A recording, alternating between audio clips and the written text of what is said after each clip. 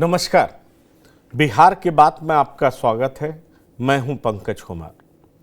इस खास पेशकश में हम चर्चा करने जा रहे हैं कि झारखंड में पिछले 17 दिनों में दूसरी बार प्रधानमंत्री क्यों पहुंचे। जी हां, झारखंड वो राज्य है जहां बीजेपी इन दिनों बहुत ज़्यादा फोकस कर रही है। दरअसल कहा जाए तो आने वाले समय में कई राज्यों में असेंबली का चुनाव होना है, उसमें झारखंड भी एक है। वैसे असेंबली का चुनाव महाराष्ट्र में भी होना है, हरियाणा में भी होना है, दिल्ली में भी होना है। सवाल ये उठ रहा है कि बीजेपी इन राज्यों में ज़्यादा से ज़्यादा राज्यों में चुनाव जीतना चाहती है, और इसकी बड़ी वजह यह है कि बीजेपी अगर ज़्यादा राज्यों में चुनाव हारती है तो एनडीए की सरकार पर खतरा पैदा हो सकता है, खतरा उत्पन्न हो सकता है। विपक्ष ज़्यादा आक्रामक हो सकती है और साथ ही साथ घटक दल बीजेपी को घुटने पर ला सकते हैं। और यही बड़ी वजह है कि झारखंड में बीजेपी के सर्वोपरि नेता और कह लीजिए देश के प्रधानमंत्री दूसरी बार पिछले 17 दिनों में पहुंचे हैं, और वहां पहुंच करके जिस तरीके से आदिवासियों को साधने का प्रयास किया जा रहा है, उससे एक बात तो बहुत साफ है कि बीजेपी समझ चुकी है कि अगर आदिवासियों को अपने साथ जोड़ा नहीं गया तो परिणाम मन माफिक नहीं होगा। इसकी दो बड़ी वजहें भी है।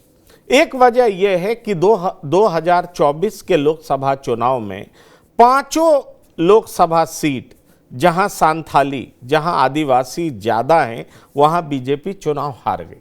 बीजेपी के दिग्गज नेता अर्जुन मुंडा, दुर्गा सोरेन की पत्नी सीता सोरेन जैसी नेता भी चुनाव हार गई।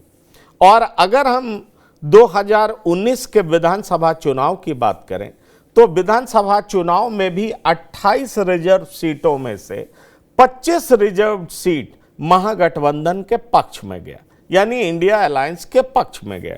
और यही बड़ी वजह रही कि बीजेपी सरकार झारखंड में बना नहीं पाई। लेकिन अब बीजेपी बहुत कुछ कर रही है।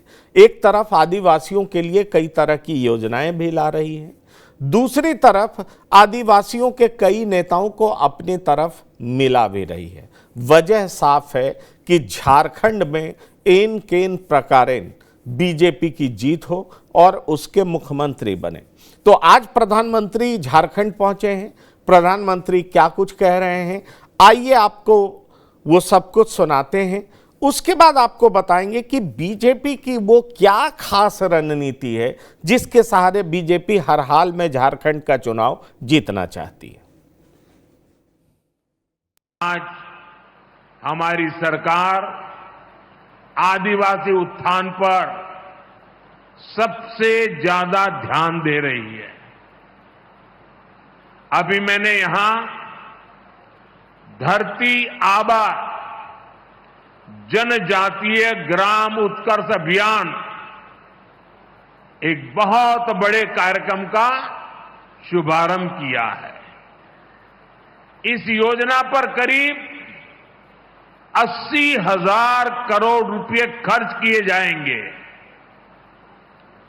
धरती आबा जनजातीय ग्राम उत्कर्ष अभियान के तहत करीब 550 जिलों में 63,000 आदिवासी बहुल गांवों का विकास करने का अभियान चलाया जाएगा। इन आदिवासी बहुल गांवों में सामाजिक, आर्थिक, वहां के जीवन को बेहतर बनाने के लिए काम होगा। इसका लाभ देश के 5 करोड़ से ज्यादा मेरे आदिवासी भाई बहनों को मिलेगा। झारखंड के आदिवासी समाज को भी इसका बहुत बड़ा फायदा होगा। साथियों, मुझे खुशी है कि धरती आबा जनजातीय ग्राम उत्कर्ष अभियान की शुरुआत भगवान बिरसा मुंडा की धरती से हो रही है। धरती आबा जनजातीय ग्राम उत्कर्ष अभियान की शुरुआत भगवान बिरसा मुंडा की धरती से हो रही है, ये कह रहे हैं प्रधानमंत्री मोदी। और आप समझ लीजिए कि जनजातीय, जी हाँ, यानी कि शेड्यूल ट्राइब्स, लगभग 5 करोड़ शेड्यूल ट्राइब्स के लिए जो योजना बनाई गई है, उसका शिलान्यास प्रधानमंत्री मोदी ने झारखंड पहुंच करके किया है। प्रधानमंत्री मोदी कह रहे हैं कि 80,000 करोड़ इस मद में खर्च किए जाएंगे। सवाल यह है कि पिछले कुछ दिनों से जिस तरीके से आदिवासियों को जोड़ने का प्रयास बीजेपी के द्वारा किया जा रहा है, उससे एक बात तो बहुत साफ नजर आ रही है कि बीजेपी चाहती है कि 28 सीटें जो कि झारखंड में है उसमें मैक्सिमम जीती जाए। खास तौर पर कोल्हान के 14 सीटों पर तो विजय प्राप्त हो ही, क्योंकि कोल्हान के टाइगर कहे जाने वाले चंपई सोरेन भी अब बीजेपी के खेमे में हैं। गीता कोड़ा पहले ही आ चुकी हैं, जो कि हो ट्राइब्स को बिलोंग करती हैं। गीता कोड़ा मधु कोड़ा की पत्नी है। जहां तक सीता सोरेन का सवाल है तो वो दुर्गा सोरेन की पत्नी है। दुर्गा सोरेन शिबू सोरेन के बड़े बेटे हैं।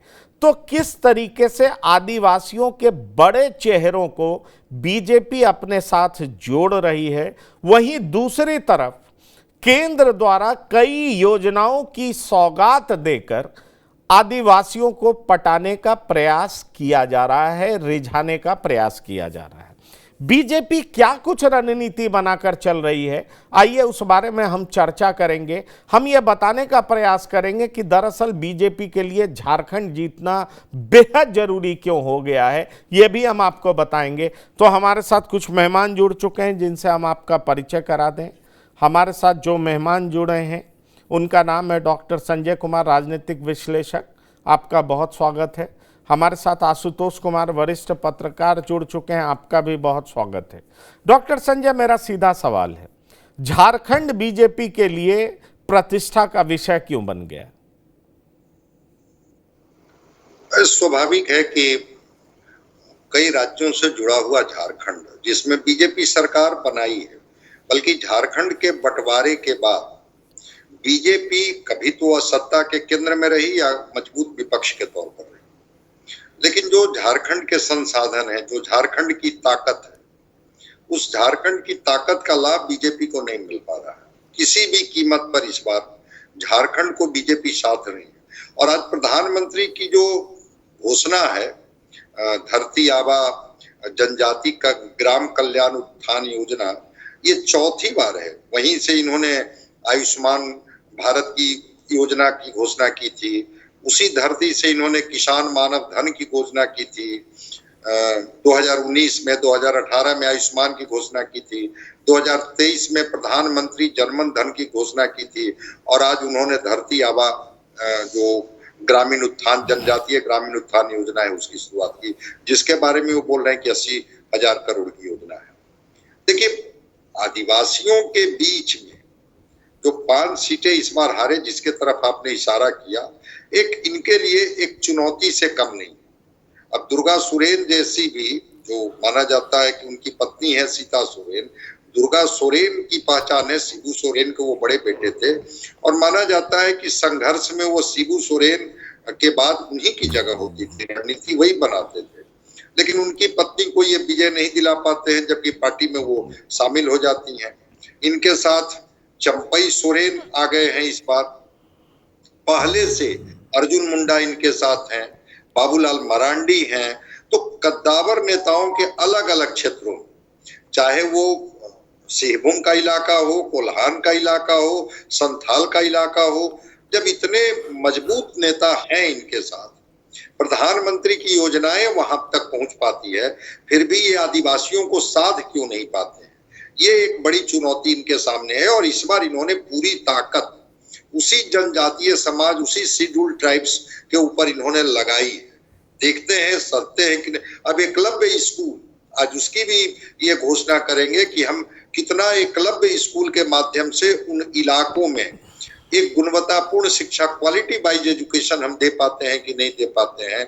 81 विधानसभाओं की यात्रा का एक हरी झंडी दिखाया गया था 20 सितंबर को, शायद आज प्रधानमंत्री जो यात्रा का समापन हो रहा है, उस यात्रा के समापन में भी वो उन लोगों को संबोधित करेंगे।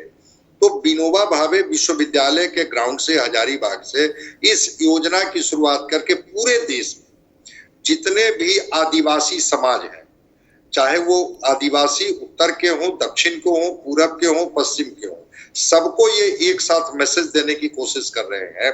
क्योंकि आपने जो सवाल किया कि आखिर ये झारखंड को क्यों साधना चाहते हैं, इसलिए साधना चाहते हैं कि ये मान करके चलते हैं कि जो शेड्यूल्ड ट्राइब्स है, वो शेड्यूल्ड ट्राइब्स अगर मेरे साथ खड़े हो जाते हैं, अगर उनके लोग हमारे साथ खड़े हो जाते हैं, तो हमें शायद देश की जो ताकत है, जिस ताकत को चाहे वो हिंदू पोलराइजेशन कह लीजिए या जो कह लीजिए, उस पोलराइजेशन में आदिवासी वोटों का छिटक जाना इनके लिए एक अपने आप में बड़ी चुनौती होती है। लेकिन अगर वो शेड्यूल्ड ट्राइब्स इनके साथ खड़े हो जाते हैं, शेड्यूल्ड कास्ट इनके साथ खड़े हो जाते हैं, और जो इनके वोटर जो ट्रेडिशनल वोटर हैं वो तो रहते ही हैं, तो पोलराइजेशन की एक बड़ी पटकथा झारखंड की जमीन पर लिखी जाएगी। और इसी वजह से हर कीमत पर ये झारखंड और झारखंड के जनजातीय समूह को ये साधना चाहते हैं।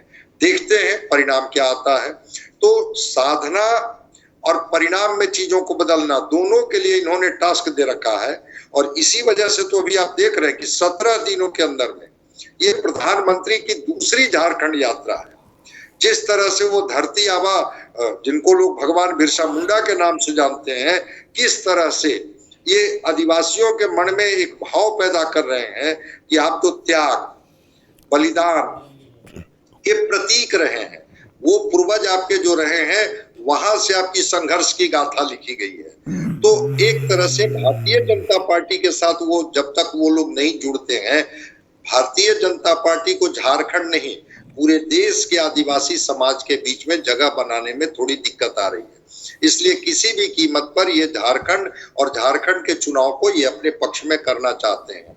देखते हैं सफलता कितनी मिलती है। क्योंकि ये चौथी बड़ी योजना जो केंद्र की योजना है पूरे देश के लिए, वो चौथी बड़ी योजना, आज भी जिस योजना की शुरुआत ये कर रहे हैं, धरती आबा जनजातीय ग्रामीण उत्थान योजना, इसमें 30 राज्य के आदिवासियों को इसका लाभ सीधे सीधे मिलने जा रहा है। तो झारखंड की जमीन को ये किसी भी कीमत पर ये अपने लिए उर्वर बनाना चाहते हैं। चलिए, वो सारी बातें ठीक है।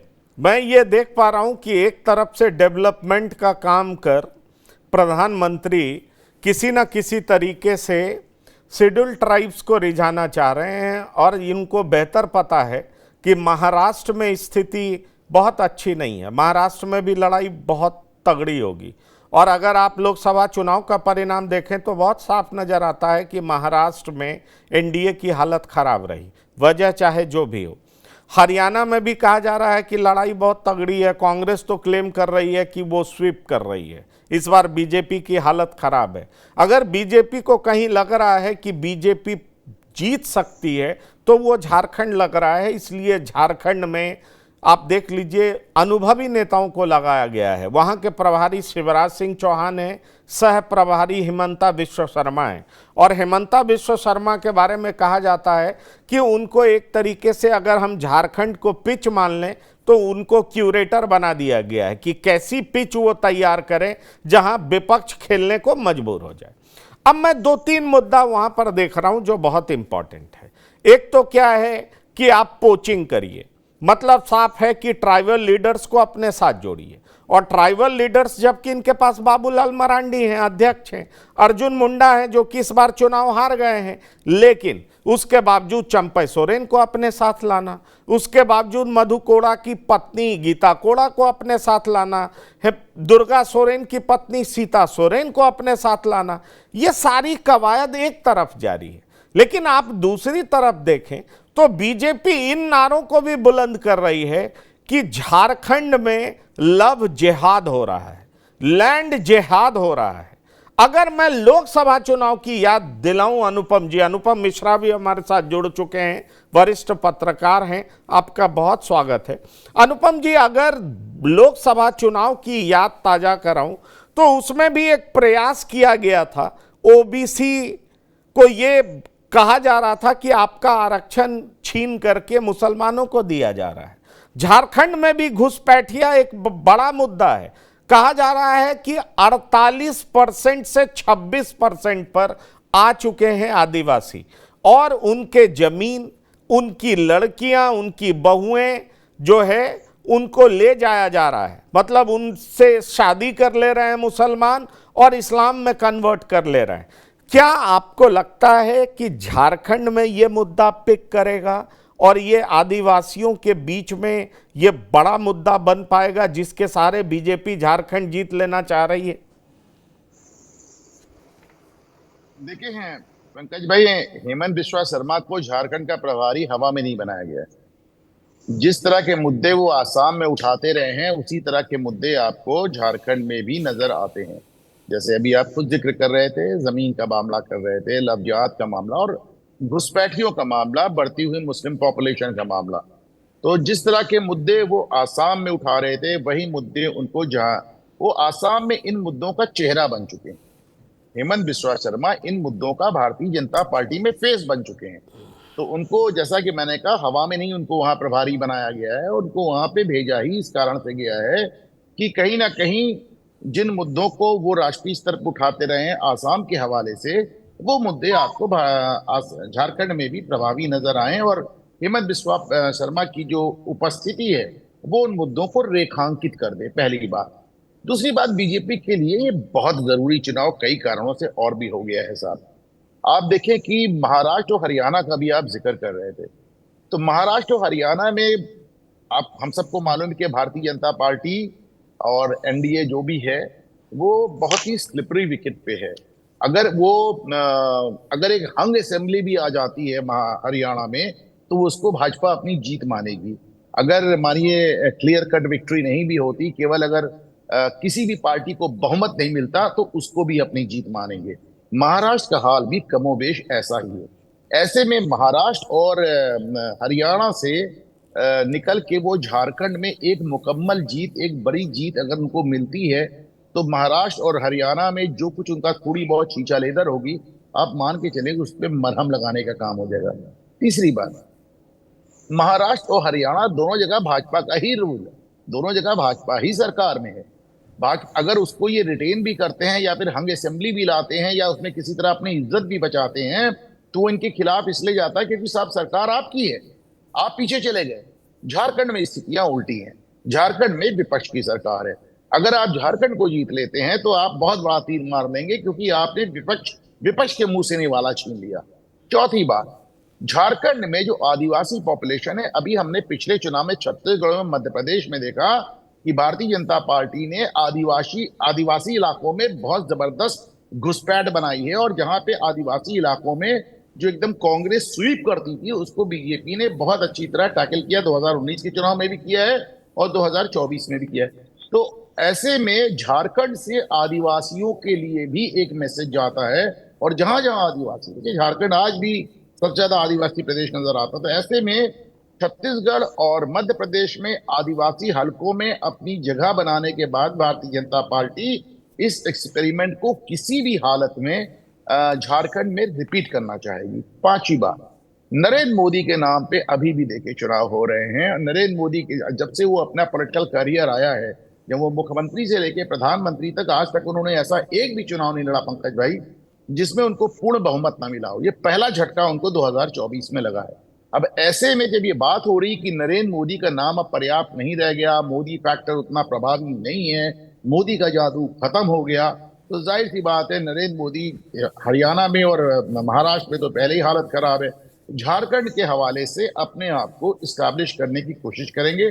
और एक आखिरी बात, गठबंधन का युग फिर लौटा हुआ नजर आ रहा है। अगर उस तरफ आपको एनडीए गठबंधन नजर आ रहा है, तो इधर इंडी गठबंधन नजर आ रहा है। ऐसे में झारखंड में भी जो गठबंधन की पॉलिटिक्स आप देखिए, ये ऑल झारखंड स्टूडेंट यूनियन आपके साथ जब रहती है आप निकाल लेते हैं, आपके खिलाफ हो जाती है, 52 सीटों पे आपको ललकार देती है, आप सत्ता से दूर हो जाते हैं। तो अब आप इस बार उधर देखिए, कांग्रेस ने पिछली बार जो कम्युनिस्ट उनसे अलग लड़े थे, कम्युनिस्टों को भी अपने साथ ले लिया। इस बार ये जनता दल यूनाइटेड भी है, ऑल झारखंड स्टूडेंट यूनियन भी है, और अब भाई चिराग पासवान भी ताल ठोक रहे हैं कि साहब हम भी झारखंड लड़ेंगे। तो उनको भी अकोमोडेट करना है। तो कहीं ना कहीं झारखंड के हवाले से एक और संदेश भाजपा को देना पड़ेगा कि वो गठबंधन राजनीति और जो राष्ट्रीय जो एनडीए जो अटल के जमाने में होता था और जो मोदी के जमाने में केवल रामदास अठवाले तक सीमित हो गया, उस अठवाले को उस गठबंधन को, उस एनडीए को पुनर्जीवित करने की बात है, क्योंकि केंद्र में गठबंधन की सरकार है। ऐसे में ये मैसेज भी एक इनके लिए इंपॉर्टेंट हो जाता है पंकज। बिल्कुल। लेकिन बीजेपी की रणनीति के बारे में अगर मैं बात करूं, मेरे साथ संजय उपाध्याय जी भी हैं, आपका बहुत बहुत स्वागत है। एक बात मैं बहुत साफ कहना चाहूंगा कि झारखंड के हाईकोर्ट में एक पीआईएल फाइल किया गया है। पीआईएल में बताया गया है कि 6 जिले जो झारखंड के हैं, दुमका, पाकुड़, देवघर, जामताड़ा, गोड्डा और साहेबगंज, यहां पर इन्फिल्ट्रेशन, घुसपैठ बहुत ज्यादा हुआ है। बांग्लादेशी घुसपैठिए बहुत ज्यादा आए हैं। अब कोर्ट ने इन 6 डिस्ट्रिक्ट के कलेक्टर को, डिस्ट्रिक्ट मजिस्ट्रेट को बुला करके पूछा और इन 6 जिलों के डिस्ट्रिक्ट मजिस्ट्रेट ने कहा कि ट्राइबल पॉपुलेशन के गिरने की वजह घुसपैठ नहीं है। इससे कोर्ट संतुष्ट नहीं है। कोर्ट ने सेंटर से भी रिक्वेस्ट किया है कि आप भी अपनी बात रखिए, आप भी इस मसले को का जवाब कोर्ट में दीजिए। सवाल यह है कि जिस तरीके से लैंड जिहाद के मसले को काफी तेजी से बढ़ाया जा रहा है, कहा जा रहा है कि 48% से 20% हो गए हैं ट्राइबल्स, और अगर यही स्थिति बनी रही तो वो समय दूर नहीं जब इनकी संख्या नहीं के बराबर होगी या इनकी संख्या बहुत कम हो जाएगी और पॉलिटिकल इन्फ्लुएंस इनका कम हो जाएगा। हेमंता विश्व शर्मा इस बात को बड़ी तेजी से फैला रहे हैं। उनसे जब कोई सवाल पूछता है कि क्या जेएमएम भी आपसे टाइप करेगी तो आप कर लेंगे, फटाक से जवाब देते हैं कि देखिए यहां मुद्दा घुसपैठिए का है, बांग्लादेशी इन्फिल्ट्रेटर्स बड़ी संख्या में घुस आए हैं, जो भी इस मुद्दे पे हमारे साथ होगा हम उसके साथ हो लेंगे। मतलब एक बात बहुत साफ है कि इस चुनाव में बीजेपी अगर डेवलपमेंट के कामों को सामने रख रही है तो दूसरी तरफ लव जिहाद, लैंड जिहाद जैसे मुद्दे को भी बहुत जोरों से हवा दे रही है। सवाल ये उठता है संजय उपाध्याय जी कि क्या ये मुद्दे जनता को पसंद होंगे? क्या इन मुद्दों के सहारे आदिवासी बीजेपी के साथ जुड़ेगी? क्योंकि भावनात्मक मुद्दे भी जरूरी होते हैं किसी चुनाव को जीतने के लिए। ऐसे में कहा जाता है कि हेमंत सोरेन को जेल भेज करके बीजेपी ने गलती किया, आदिवासियों का सिंपैथी उनके साथ जुड़ गया। काउंटर लॉजिक ये दिया जाता है कि अब वो बेल पर बाहर हैं। चंपई सोरेन की उन्होंने बेइज्जती की है, आदिवासियों में नाराजगी भी है। ऐसे में लव जिहाद, लैंड जिहाद, चंपई सोरेन, गीता कोड़ा, सीता सोरेन, क्या ये सारे फैक्टर्स मिल करके हेमंत सोरेन को पटकनी दे पाएंगे क्या? पंकज जी, आपने जो अभी बातें कही है और जो वक्ता हमारे अभी कहे मैं सुनता रहा हूं, वो दरअसल यहाँ भारतीय जनता पार्टी एक बहुत बड़े मिशन पर काम कर रही है। झारखंड माने मिशन झारखंड, ये इसका एक पुराना माने मसला रहा है भारतीय जनता पार्टी का, जो एक्सपोज होकर कभी भारतीय जनता पार्टी ने ये बात कही नहीं, लेकिन ये दिखाई जो माने कीन ऑब्जर्वर है वो उसको देखते रहे। अभी जो जनजातीय ग्रामीण उन्नत योजना के तहत विनोबा भावे यूनिवर्सिटी में 83,700 करोड़ रुपए की योजना का जो शिलान्यास प्रधानमंत्री करने जा रहे हैं या कर दिए होंगे अभी तक, तो ये पूरे देश के लिए, लेकिन इसकी शुरुआत आखिर वो झारखंड से ही क्यों कर रहे हैं? वो ट्राइबल तो कई स्टेट में है, महाराष्ट्र में भी है, गुजरात में भी है, छत्तीसगढ़ में भी है। इसकी सबसे बड़ी बात ये है कि विनोबा बिरसा मुंडे और वो बिरसा मुंडा के अलावे वो मुर्मू बंधु, जो 1857 के पहले 1855-56 में उन लोगों ने क्रांति का बिगुल फूंक दिया था अंग्रेजों के खिलाफ। ये सेंटिमेंट को जगाने की ऑफ कोर्स कोशिश की जा रही है और ये सत्य भी है। वो बड़ी बहादुरी से उन लोगों ने लड़ाई लड़ी और बिरसा मुंडा ने भी लड़ाई लड़ी।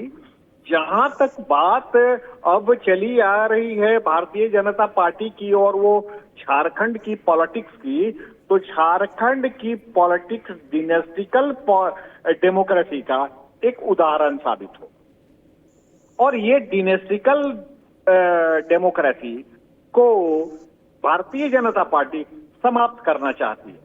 ये गलत बात है कि उनमें भी वो वंशवाद और परिवारवाद की बातें घुस गई हैं भारतीय जनता पार्टी में। वो कितना सफल होंगी भारतीय जनता पार्टी इसमें, ये कहना मुश्किल है।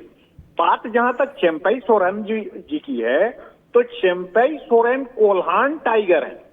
वो एक निश्चित इलाका है जो कोल्हान तक ही वो सीमित है, हर जगह नहीं है।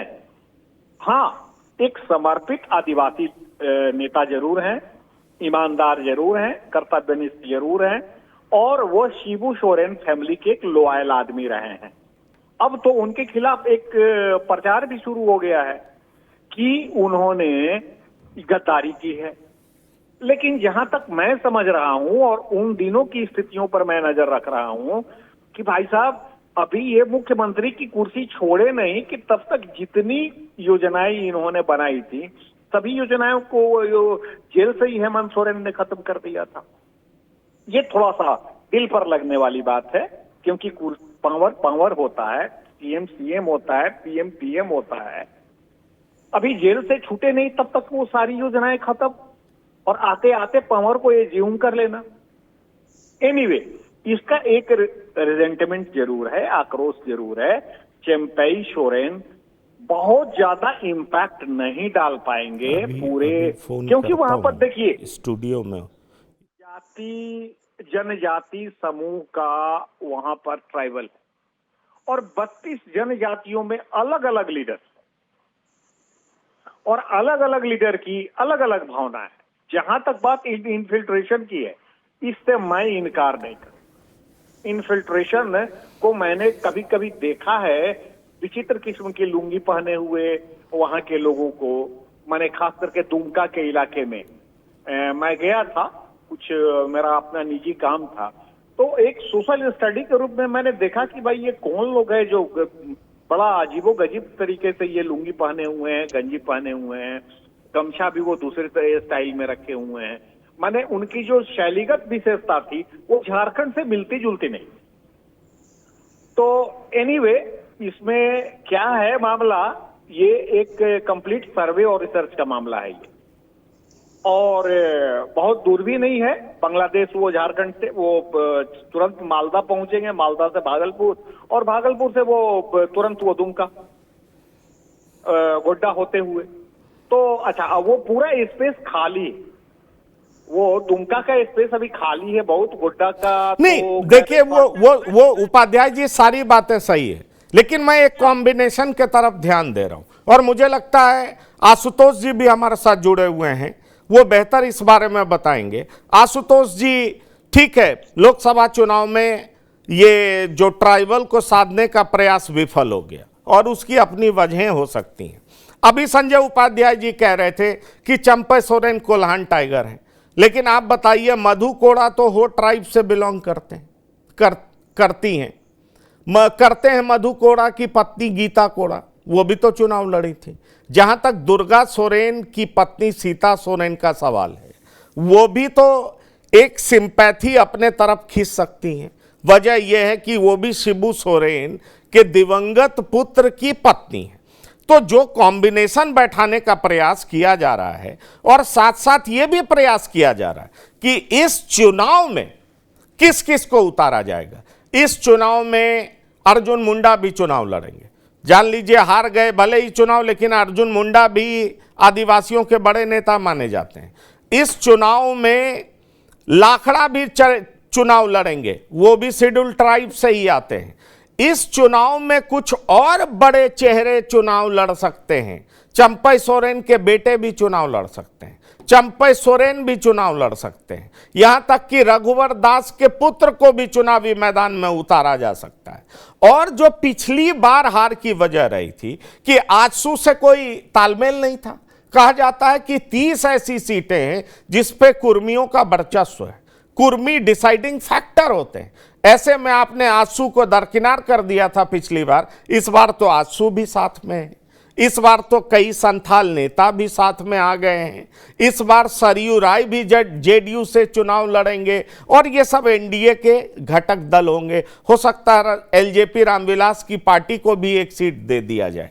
ऐसे में आपको नहीं लगता कि झारखंड को हर हाल में जीतने का प्रयास बीजेपी कर रही है? प्रधानमंत्री एक तरफ डेवलपमेंट की बात कर रहे हैं तो दूसरी तरफ हिमंता विश्व शर्मा को आगे कर कई सारी रणनीतियों के सहारे झारखंड को जीतने का प्रयास किया जा रहा है। क्या कहना चाहते हैं आप? जी बिल्कुल, देखिए भाजपा जब भी किसी राज्य में चुनाव लड़ती है या भाजपा का जो अपना स्टैंड रहा है वो विकास के मुद्दे को ही लेकर आगे बढ़ती। तो जैसा कि हम सभी जानते हैं कि हेमंत विश्व शर्मा भी आज एक फायर ब्रांड लीडर है। तो हेमंत विश्व शर्मा हाल के दिनों में आपने उनको देखा होगा, जो भाजपा की एक कोर पॉलिटिक्स जो रही है या उसकी जो एक पृष्ठभूमि रहती है कि वो जिस तरीके से पोलराइजेशन करती है और उन मुद्दों को कहने में भी नहीं हिचकती है जो आज तक जो राजनीतिक पार्टियां कहने से डरती थी। मतलब लव जिहाद की अगर हम बात कर लें या फिर हम जाति विशेष को लेकर या धार्मिक मुद्दों पे कुछ माहौल बनाने की बात कर लें, उस पर खुलकर भाजपा कहती है। आपने पिछले लोकसभा चुनाव में भी देखा था और अभी हेमंत विश्व शर्मा जो है वो भी बहुत साफगोई से आक्रामक तरीके से अपनी बातों को रखते हैं।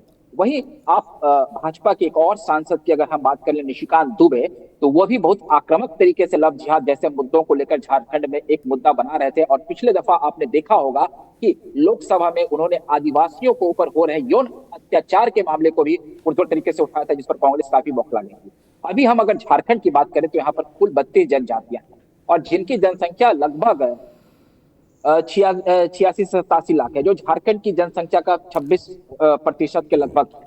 तो इस तरीके से जो आदिवासी जनजाति है और जो ऑप्रेस्ड जनजाति है, जिनमें हम कई ऐसी जो जातियां हैं जिनमें हम अगर संथाल, मुंडा, उरांव, ये जो प्रमुख जातियों की बात करें, उसके साथ साथ आदिम जनजातीय समूह भी है, जो विकास की धारा में उनको जोड़ने के लिए जिस तरीके से आज प्रधानमंत्री ने एक आप कह सकते हैं चुनावी राज्य में जो घोषणाओं की बाढ़ लगाई जाती है वो लगाई जाएगी। वो किसी भी राजनीतिक दल के तरफ से अगर हम कहा जाए तो वो उससे गुरेज नहीं होना चाहिए, क्योंकि राजनीति में आप मुद्दों को लेकर चलेंगे ही और आप अपने जनता को लुभाने के लिए किसी भी प्रकार से जो है आप अपने वादे और संकल्पों को उनके सामने जरूर रखेंगे। तो जो धरती आबा जनजातीय ग्राम उत्कर्ष अभियान को आज लॉन्च किया गया है, ये चुनावी राज्य में लॉन्च किया गया है, तो हम सभी जानते हैं इसमें कोई बुराई नहीं। अगर आप राजनीति कर रहे हैं या किसी पेशे में है तो निश्चित तौर पर आप अपनी अच्छाई या उनके लिए आप कुछ करेंगे, ये मान कर चलना होगा। और उसकी मंजूरी 18 सितंबर को दे दी गई थी। योजनाएं तो ठीक है बताई जा रही हैं, लेकिन कहा जाता है कि चुनाव भावनात्मक मुद्दों पर लड़ा जाता है। दो तरह के लॉजिक हैं, लॉजिक है, काउंटर लॉजिक है।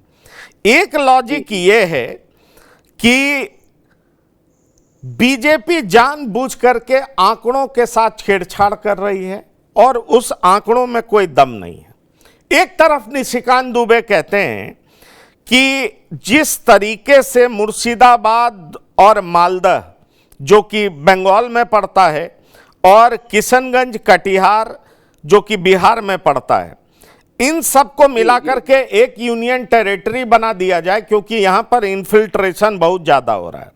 और इन्फिल्ट्रेशन होने की वजह से क्या हो रहा है कि यहाँ डेमोग्राफी चेंज हो रहा है और यही सारे बांग्लादेशी इन्फिल्ट्रेटर्स इधर उधर मूव करते हैं और इसीलिए संथाल परगना का पॉपुलेशन जो ट्राइबल का है वो 36% 2000 में था, अब वो 26% हो गया।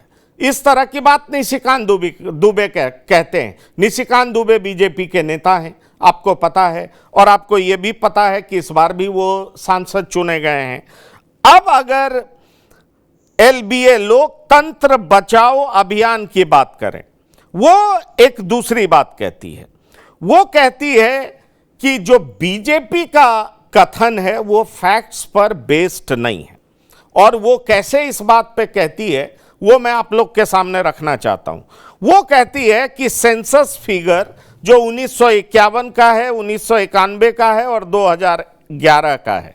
ट्राइबल पॉपुलेशन 36% था 1951 में, 27.67% हो गया 1991 में और 26.21% हो गया 2011 में।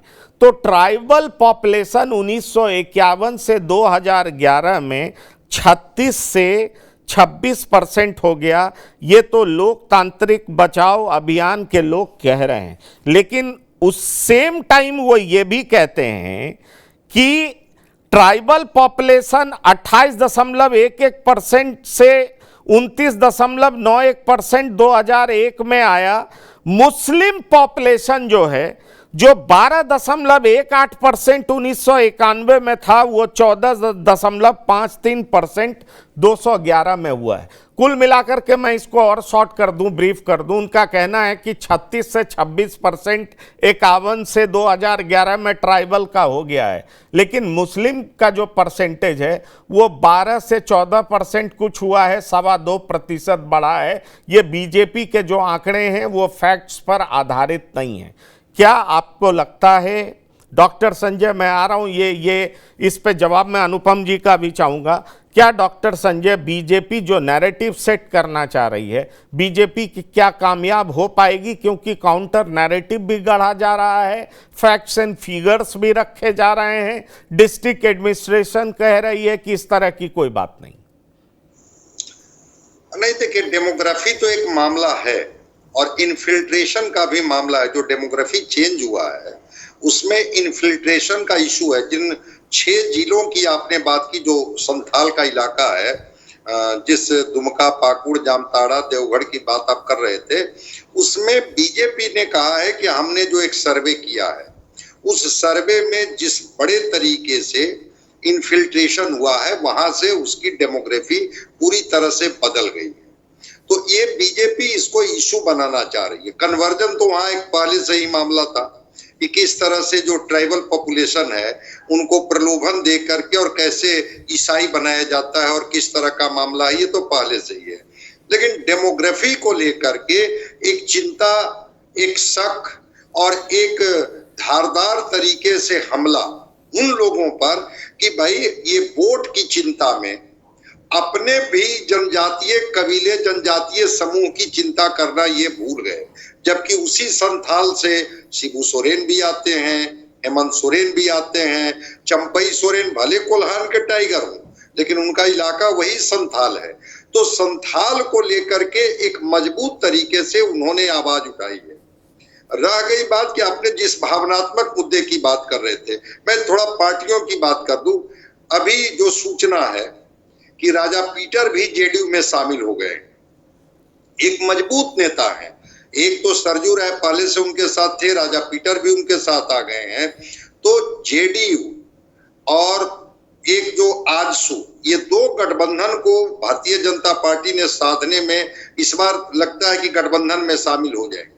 एक आध सीट पर चिराग अगर मानेंगे तो निश्चित रूप से एक सीट उनको भी दे दिया जाएगा, क्योंकि एक शेड्यूल कास्ट का भी एक बड़ा पॉपुलेशन है वहां, जो राजनीति को और वोट को प्रभावित करती है। जिस शेड्यूल कास्ट पर हम लोग बात नहीं कर रहे हैं, वो 10-11% उसकी आबादी है शेड्यूल कास्ट का। शेड्यूल ट्राइब्स की तो बात हम लोग करते हैं कि ट्राइबल पॉपुलेशन इतना है जो चीजों को प्रभावित करता है, लेकिन वहां का शेड्यूल कास्ट, और देखा गया है कि वो जो शेड्यूल कास्ट है वो बीजेपी के प्रति प्रो रहा है।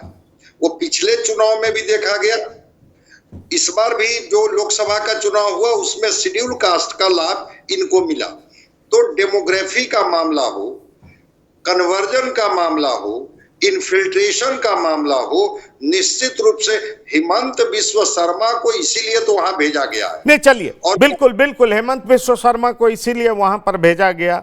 पर एक बात अनुपम जी, कुछ लोग ये भी कहते हैं, और आपको बता दूं कुछ एनजीओज का कहना है कि दरअसल बांग्लादेशी इन्फिल्ट्रेटर्स जिनको कहा जाता है वो बंगाली स्पीकिंग मुस्लिम्स हैं जो कि संथाल में लंबे समय से रह रहे हैं। और बीजेपी जो है फैक्ट्स पे बात ना करके इनको बांग्लादेशी मुस्लिम करार दे रही है, जो कि बीजेपी का कोरा बकवास है। वो जरूर कहते हैं कि 36 से 26% पॉपुलेशन हुआ है। अगर हम मान भी लेते हैं कि 10 से 16% आदिवासियों का पॉपुलेशन घटा है, तो ये घटा क्यों है, ये समझने वाली बात है। उनका कहना ये है कि large number of non Adivasis जो है वो बॉर्डरिंग स्टेट से माइग्रेट किए हैं और वहां पर आकर के सेटल हो गए, और वहां पर सेटल होने की वजह से आदिवासियों की संख्या में 1951 से लेकर के अभी तक भारी कमी आई है। और सबसे बड़ी बात, वो 5th शेड्यूल का भी हवाला दे रहे हैं। तो देखिए, ये लड़ाई है।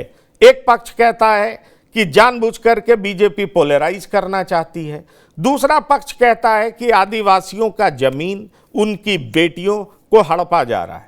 लव जिहाद हो रहा है, लैंड जिहाद हो रहा है, और इसी तरीके से प्रोडक्शन पॉपुलेशन में कमी होती आई तो झारखंड में आदिवासी नाम मात्र के रह जाएंगे। ये बिल्कुल साफ दिखाई पड़ रहा है।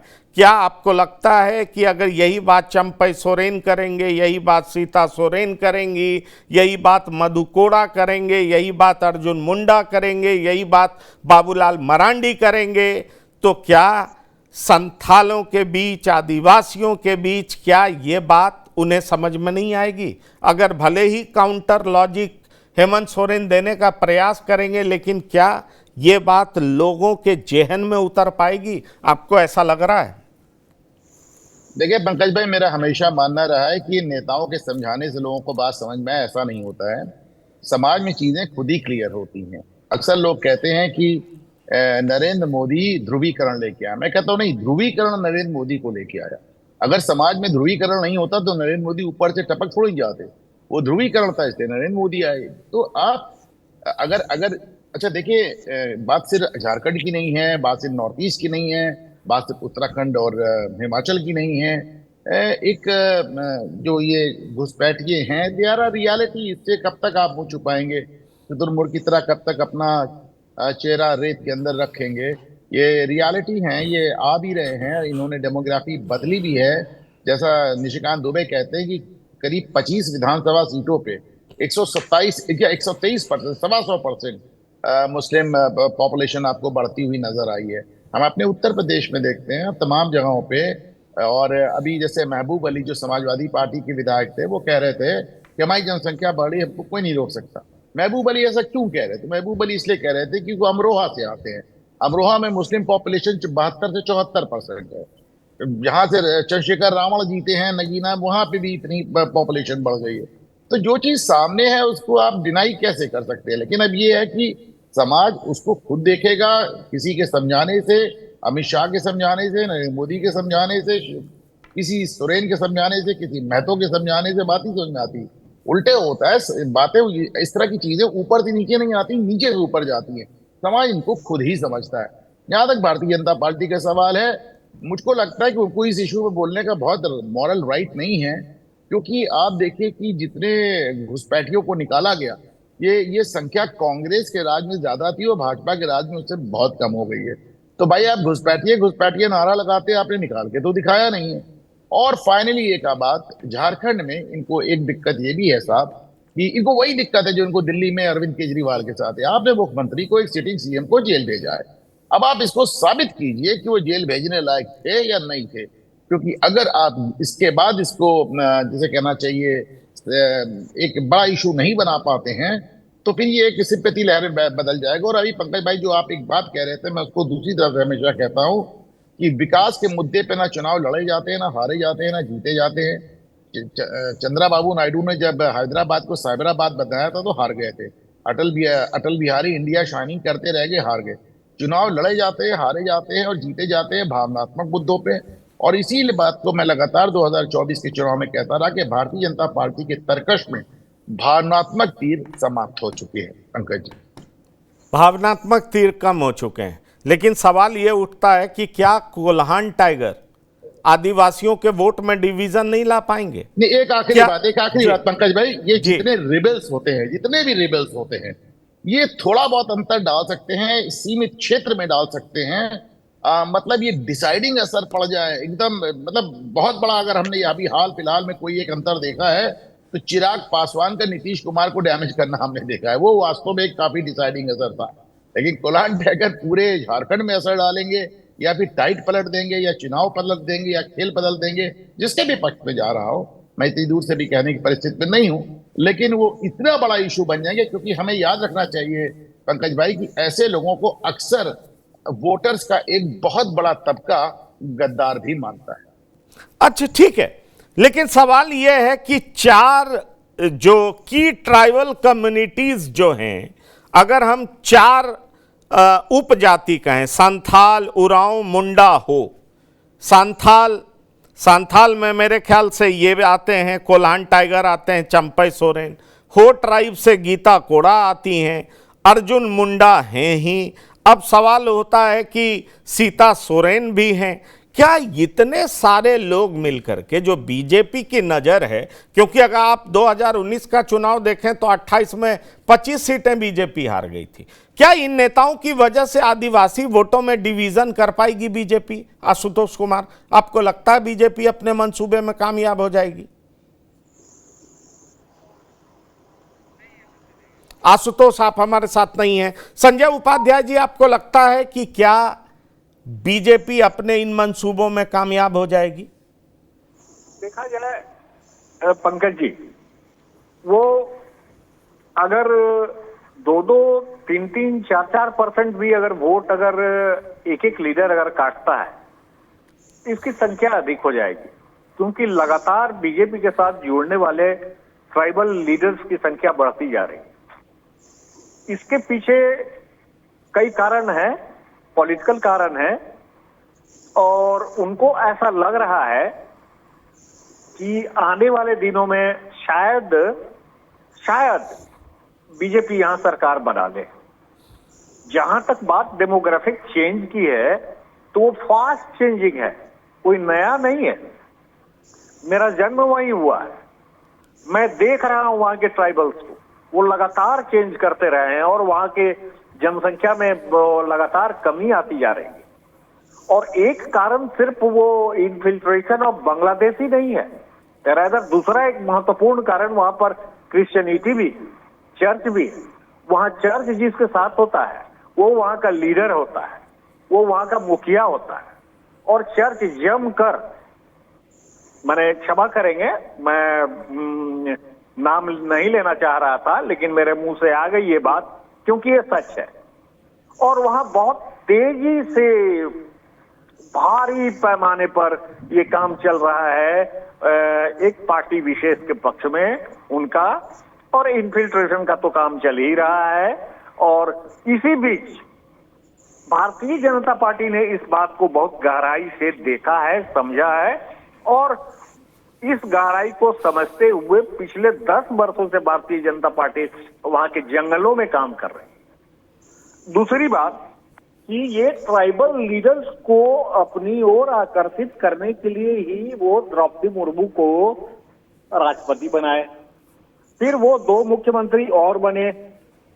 मेरा मतलब कि एक उड़ीसा में अभी हाल में, और वो शायद छत्तीसगढ़ में, हाँ छत्तीसगढ़ में, हाँ छत्तीसगढ़ में भी विष्णुदेव सोए, और उड़ीसा में मोहन मांझी, हाँ ठीक है, हाँ मोहन चरण मांझी। तो एक ट्राइबल लीडर से, और ये बड़ा आक्रामक हैं, बड़ा सरल हैं, बड़ा सीधे हैं, बहुत विनम्र हैं ये। और अच्छा, बड़ी इंटरेस्टिंग है ये जानना कि लाख धर्मांतरण की बात हो रही है, अगर इनके बीच आप जाएं तो ये हिंदू रिचुअल को ये फॉलो करते हैं, प्रकृति पूजक है। चलिए आपने बड़ी बात कह दी, चूंकि समय की सीमा को हम लोग पार कर रहे हैं। पर इंटरेस्टिंग फैक्ट ये जरूर है कि बीजेपी की पूरी रणनीति वहां पर यह है ट्राइबल वोट को साधना और उसको डिवाइड करना, जो कि झारखंड मुक्ति मोर्चा का स्ट्रॉन्ग सपोर्ट बेस है। अगर बीजेपी इसमें कामयाब होती है तो निश्चित तौर पर बीजेपी सरकार बना सकती है। पर बड़ा सवाल यह है कि बीजेपी अपनी तमाम योजनाओं की मदद से और रणनीतियों के मदद से ऐसा कर पाने में कामयाब होगी। लव जिहाद और लैंड जिहाद की बात करने वाली बीजेपी क्या जनता के जनमानस को टच कर पाएगी? क्या वहां के आदिवासी इस बात को स्वीकार कर पाएंगे? चंपई सोरेन जो कि अपने ह्यूमिलिएशन की बात करते हैं, क्या संथालों में, क्या ट्राइबल्स में ये बात घर कर पाएगी? ये तमाम ऐसे मुद्दे हैं जो कि निश्चित तौर पर ये डिसाइड करेंगे कि बीजेपी वहाँ जीतेगी, बीजेपी की परिवर्तन यात्रा कामयाब होगी, बीजेपी की सरकार बनेगी, या झारखंड मुक्ति मोर्चा के मुखिया हेमंत सोरेन एक बार फिर सरकार बनाने में कामयाब होंगे। बहरहाल प्रधानमंत्री का 17 दिन में दूसरा दौरा था। प्रधानमंत्री ने लगभग 83,300 करोड़ रुपए की सौगात वहां से ट्राइबल्स को दी है। अब ये डेवलपमेंट प्लस बीजेपी की रणनीति, दोनों का कॉकटेल क्या झारखंड में असर दिखाता है, ये देखने वाली बात होगी। बिहार की बात में शिरकत करने के लिए अनुपम जी आपका, संजय उपाध्याय जी आपका, डॉक्टर संजय कुमार आपका और आशुतोष कुमार आपका बहुत बहुत धन्यवाद और शुक्रिया। तो बिहार की बात में इतना ही। ताज़ा तरीन खबरों के लिए आप लगातार देखते रहिए TV9। धन्यवाद, नमस्कार।